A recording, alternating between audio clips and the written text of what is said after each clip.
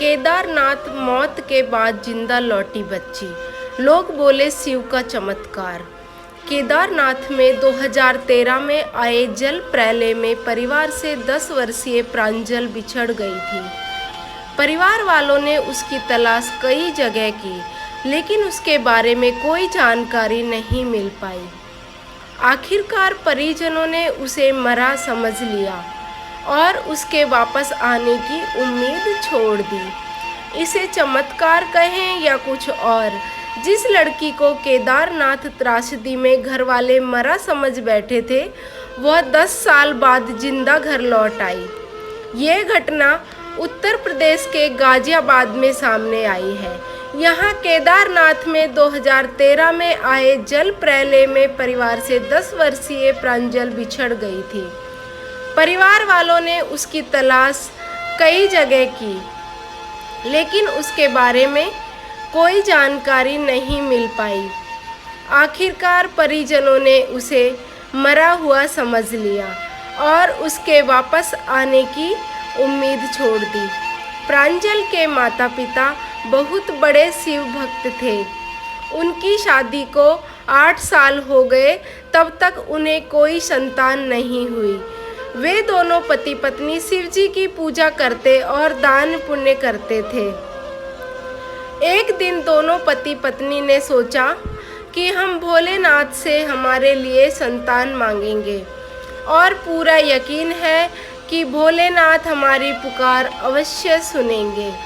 और दोनों पति पत्नी ने प्रण लिया कि अगर भोलेनाथ की कृपा से हमको संतान प्राप्ति हुई तो हम उसको केदारनाथ धाम लेकर जाएंगे।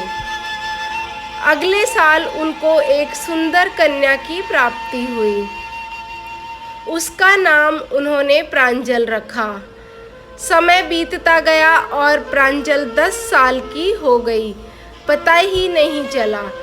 एक दिन प्रांजल की माताजी को स्वप्न में केदारनाथ धाम के दर्शन हुए, तो वह समझ गई कि हमें प्रांजल को केदारनाथ लेकर जाना चाहिए। 16 जून 2013 को पति पत्नी ने अपनी पुत्री प्रांजल को लेकर केदारनाथ धाम पहुंच गए और वहां पहुंचकर सबसे पहले दर्शन किए और तब तक शाम हो चुकी थी, तो वो संध्या आरती में भी शामिल हुए। उसके बाद वो वहां से निकल गए, क्योंकि उन्हें रात्रि विश्राम की व्यवस्था भी करनी थी। दोनों बच्ची की उंगली पकड़कर जा ही रहे थे, तभी बहुत तेज आवाज़ें आने लगी। दरअसल केदारनाथ धाम के पीछे स्थित चोराबाड़ी ग्लेशियर पर बादल फट गए थे और इसी कारण मंदाकिनी नदी का उफान तेज हो गया था और देखते ही देखते नदी ने रौद्र रूप धारण कर लिया। सभी लोग इधर उधर भाग रहे थे। बचाओ बचाओ की आवाज़ें चारों तरफ से आ रही थी। हम भी भाग रहे थे और हमने देखा कि वहाँ एक बड़ी सी पत्थर की शिला मौजूद है। हम भागकर उसके ऊपर चढ़ गए, लेकिन हमारी बेटी प्रांजल का हाथ हमसे छूट गया और हमारी बेटी प्रांजल, जिसको हम भोलेनाथ का दिया गया प्रसाद मानते थे, वो आज हमसे भोले की नगरी में आकर बिछुड़ गई। अगले दिन सुबह होते ही हमने प्रांजल को ढूंढना शुरू किया। सरकार की मदद भी ली और हम उसको वहीं पर 10 दिन तक ढूंढते रहे, लेकिन हमारी बेटी नहीं मिली। आखिरकार हमारे सभी रिश्तेदार बोलने लगे कि हम वापस लौट आएं और सरकार ने भी हमारी बेटी को मृत घोषित कर दिया। हम वापस हमारे घर गाजियाबाद लौट आए। हम दोनों पति पत्नी फिर से भोले की भक्ति में लीन हो गए। देखते ही देखते 10 साल बीत गए। एक दिन अचानक एक 20 वर्षीय लड़की एक परिवार के साथ हमारे घर गाजियाबाद आई।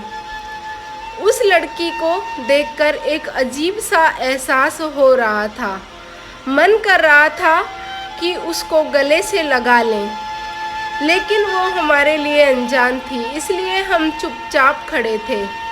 तभी उस लड़की के पिता ने आगे बढ़कर पूछा, क्या शिवशंकर तिवारी जी का घर यही है? हम दोनों पति पत्नी चौंक गए और हमने सोचा, कौन है ये लोग और हमको कैसे जानते हैं? मैंने कहा, हाँ जी, मैं ही हूँ शिवशंकर तिवारी। और ये सुनते ही अगले पल जो हुआ, जिसकी हमने कल्पना भी नहीं की थी। उन्होंने बताया कि जो लड़की उनके साथ आई है वो कोई और नहीं बल्कि केदारनाथ आपदा के दौरान बिछड़ी हुई उनकी बेटी प्रांजल है। बस फिर क्या था, हमारी खुशी का ठिकाना नहीं रहा। हम अपनी बच्ची को गले से लगाकर रोने लगे। फिर हमने उनसे पूछा कि ये कैसे हुआ। हमने तो इसको बहुत ढूंढने के बाद मरा हुआ समझ लिया था। तो उन पति पत्नी ने बताया कि आपदा के अगले दिन एक बच्ची हमारे गांव में घूम रही थी, भूखी प्यासी थी, अपने माता पिता को ढूंढ रही थी। हमने उसको अपने घर बुलाया और उसके माता पिता का नाम पूछा तो वो कुछ नहीं बता पाई सिवाय अपने पिता के नाम के। इसने बताया कि मेरे पिताजी का नाम शिवशंकर तिवारी है और बाकी कहाँ की रहने वाली है कुछ नहीं बताया। हम भी निसंतान थे और हमने इसको भोले बाबा का प्रसाद समझकर अपने घर में रख लिया। इसको अपनी सगी बेटी की तरह प्यार किया, पढ़ाया लिखाया। एक दिन ये स्कूल से लौटी तो इसने बताया कि बाबा, मुझे मेरे असली माता पिता का घर का पता याद आ गया है। दरअसल मैंने कहीं गाजियाबाद लिखा देखा और उसको पढ़ते ही मेरे जहन में शहर और कॉलोनी पूरा एड्रेस याद आ गया। इसने बताया कि हमारे घर के पास ही एक बड़ा सा शिव मंदिर है, वहाँ मेरे माता पिता पूजा पाठ करते हैं और हम अगली सुबह ही इसको लेकर यहाँ आ गए।